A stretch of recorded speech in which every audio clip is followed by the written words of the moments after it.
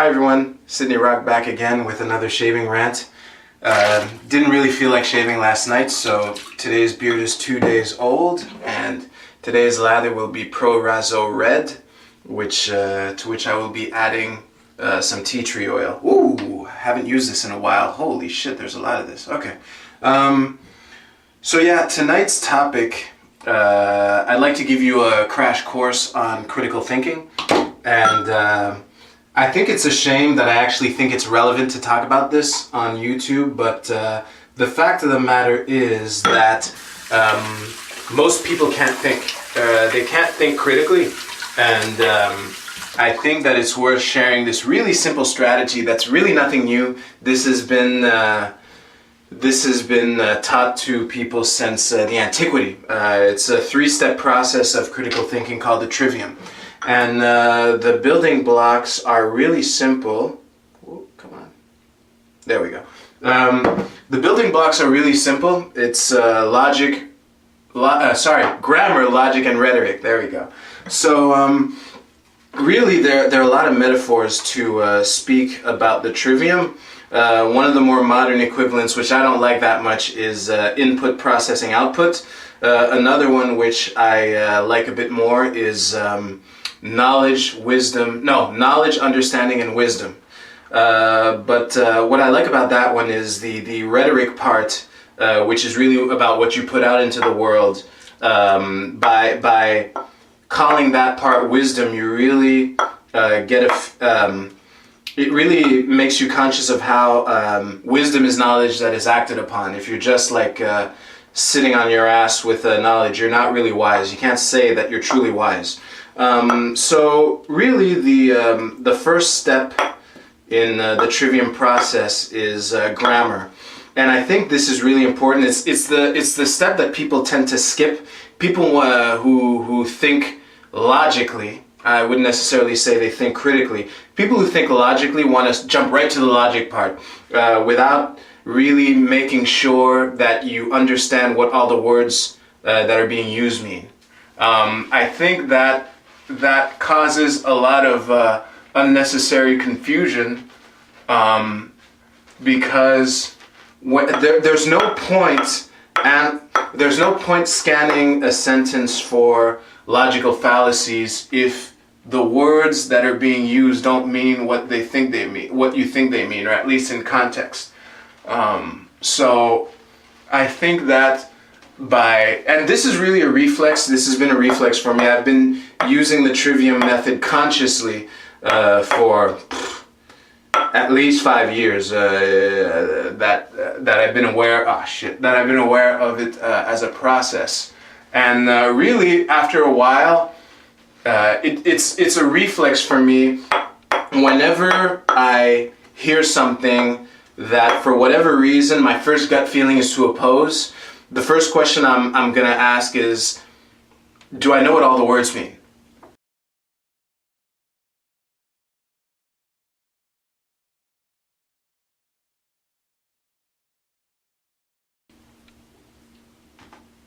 Okay. So yeah, I mean, it's really cool and all to know your logical fallacies and to have a sense of logical thinking and whatnot. But really, by making sure the person who's advancing whatever it is that you want to process defines their terms can really save you a lot of needless work. And it's also that there's a dual benefit, actually a few more, to doing the grammar part first before jumping right to the logic. And it's that, first of all, defining the terms, or making sure that all the terms that are being discussed are clearly defined, will help you detect certain logical fallacies. Like one of them, and I'm not into the logical fallacies yet, but one of them is, what is it? Oh, equivocation, which is when you use the same word that has multiple definitions, and you use the same word in different definitions throughout the same sentence. This is also a smooth transition into the logic phase, is a fallacy of ambiguity. Because that's the thing, there's some real power in knowing the names of the logical fallacies and all that stuff, but how can I say this? Yeah, to help, you don't really need to know all the different logical fallacies. My trick is really to remember the three broad categories of fallacies, which are fallacies of relevance, fallacies of presumption, and fallacies of ambiguity. Basically, ambiguity, presumption, and irrelevant appeals. There are all sorts of irrelevant appeals. Here's a little reverse Hitler for you. And that's gone. So, yeah, basically there's a lot of power in, let's say, being able to say, hey, you just use a tu quoque fallacy. Just because the Romans had slaves doesn't mean it's okay for us to have slaves. That's a classic example. But there's also power in just being able to say, you know, something doesn't sit right with what you just said. I don't know exactly what it is, but I feel there's some kind of irrelevant appeal. Or there's some kind of presumption, like have you stopped beating your wife? That's a classic example of a loaded question, also known as begging the question. Actually, I think a loaded question is something else. As I said, I don't really focus on learning them all. I just focus on categorizing it into one of the three broad categories. I think there are more, but those are the three main ones, and most of the other categories, because it depends on what site you go on, but most of the other categories on sites that use more can be sorted into one of these broad categories.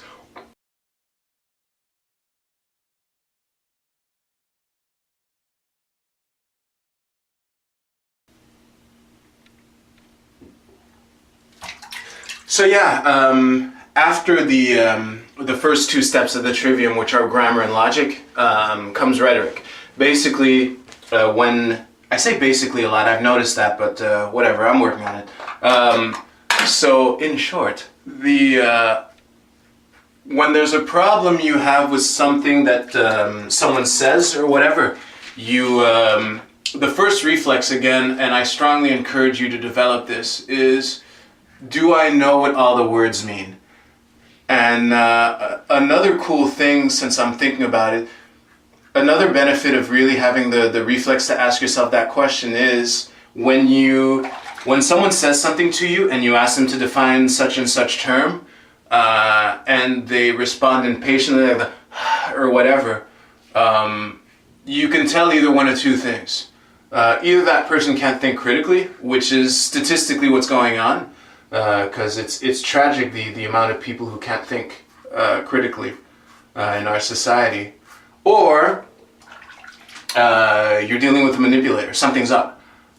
So really, manipulators hate defining their terms. They hate being specific, and I'm certainly going to do more videos on how to deal with manipulators, which is something I like to think I'm good at,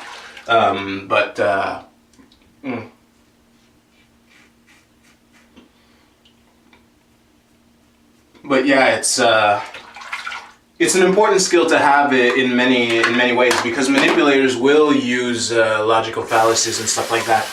And yeah, so when you have a problem with something that someone is telling you, the problem might be undefined terms. Maybe the person doesn't even know they use what the words they're using mean, which is surprisingly and tragically common. They'll use something like I don't know. Let's take some classics like justice or morals, ethics, stuff like that. And okay, I guess if someone asked me to define, is this good? You know what? I'm not done. Let's do a third pass. So yeah, when someone asks you, if someone asked me to define ethics, I don't think I would be that annoyed because it's kind of simple. But if I lost my train of thought. Basically, if you if you ask someone to define their terms, either they can't think or they're up to something. And yeah, when you have a problem, either they don't know what the words they're using mean, or you think you do but you don't, or there's a logical fallacy in there somewhere, or maybe the person is just a dick. Maybe they're expressing it in a way that comes off as the problem is entirely in the delivery, and the grammar and logic phases are legit.